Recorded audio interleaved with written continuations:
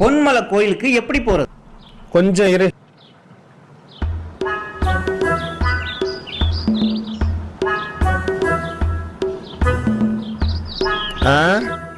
இந்த பொன்மலை கோயில் இருக்குல்ல, அதுக்கு எப்படி போறது?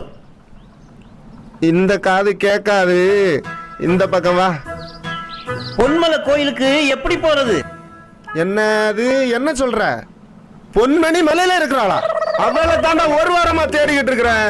நீ மட்டும் சொன்னது உண்மையா இருக்கட்டு, அவளை வெட்டி கொல்லாம விட மாட்டேன்டா.